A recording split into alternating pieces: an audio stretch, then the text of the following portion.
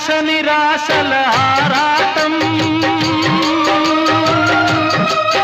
అది చీకటి వెలుగుల చెలగాటం.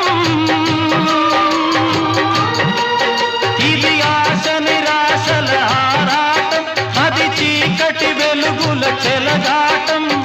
ఆశ జారిన వెలుగు తొలగిన ఆగదు జీవిత పోరాటం. ఇది మనిషి మనసుల పోరాటం, అది ప్రేమ పెళ్లి చెలగాటం.